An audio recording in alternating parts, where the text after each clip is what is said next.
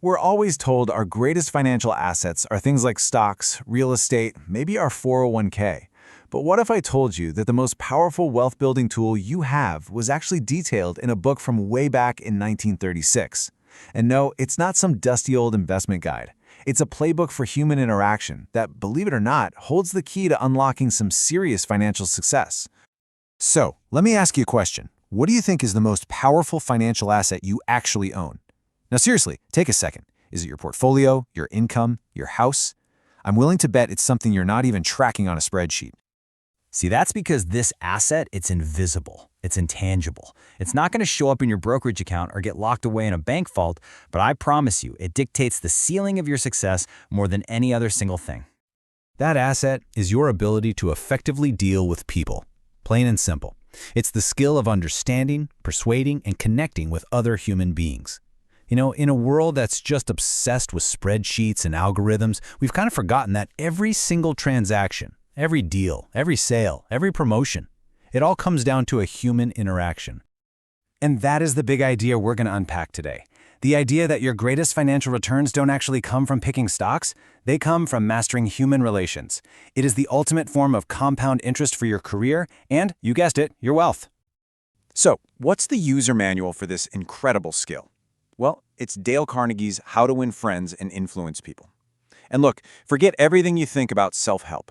I want you to think of this book as the timeless operating system for building social capital, which is, by far, the most valuable capital there is. Still not convinced? Need some proof? Okay. Back in the early 1920s, before there was even really an income tax, the steel magnate Charles Schwab was paid over $1 million a year. That's more than $3,000 a day back then. So was he some kind of genius at manufacturing steel? Nope. Schwab himself admitted that a ton of his employees knew way more about it than he did. So why the $1 million salary? Schwab said it himself. His greatest asset wasn't technical know-how. It was his ability to arouse enthusiasm. That one skill was worth $1 million a year, almost a century ago. That just goes to show you how incredibly profitable mastering these principles can be. All right, so let's crack open the Carnegie playbook. The first core principle is this: arouse in the other person an eager want.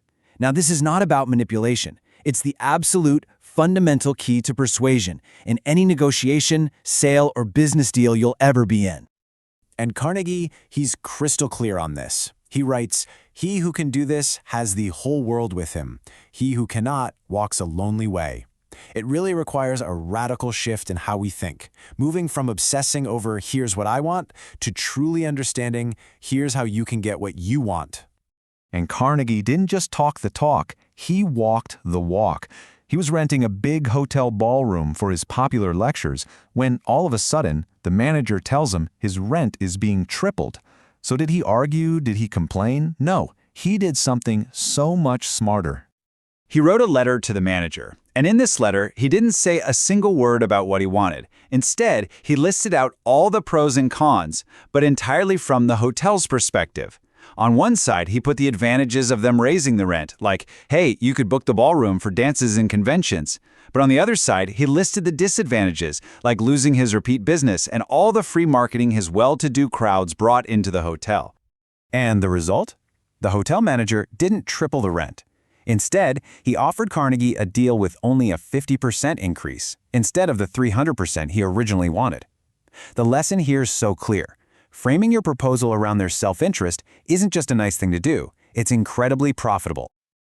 Okay, this next principle is a powerful defensive strategy. It's all about protecting your most valuable asset, your relationships, and that social capital we've been talking about. Now, I know this sounds totally backwards, right? But just think about it for a second. Carnegie says you can't really win an argument. Why? Because if you lose it, well, you lose. But if you win it, you still lose. You might have proven your point, sure, but you've probably hurt the other person's pride and made them resent your victory. You won the battle, but you just lost the war. Just look at this breakdown. Winning an argument gives you this temporary kind of hollow victory, but it absolutely liquidates your social capital. On the other hand, winning their goodwill, that builds a long-term partnership. It fosters cooperation. I mean, which column looks like the better long-term investment to you?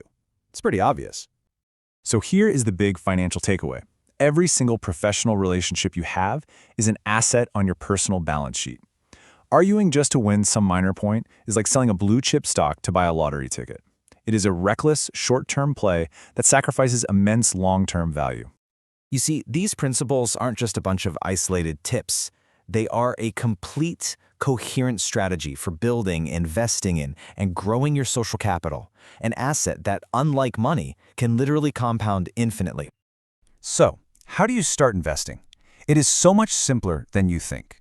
Tomorrow, just try one of these.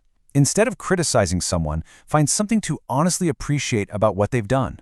In your next meeting, instead of just waiting for your turn to talk, actually listen to understand. Or instead of just giving orders, try asking questions. Every single one of those is a small but powerful deposit into your social capital account. Because just like money, your relationships and your goodwill, they compound. The small acts of appreciation, of empathy, of respect that you show today will pay you dividends you can't even imagine years and years down the road. The return on a genuine human connection is truly infinite. So as we wrap this up, I'm just going to leave you with this one question. Now that you're armed with these principles, what's the first relationship, maybe at work, at home, in your network, that you are going to consciously invest in? Because your greatest asset is just sitting there waiting for you.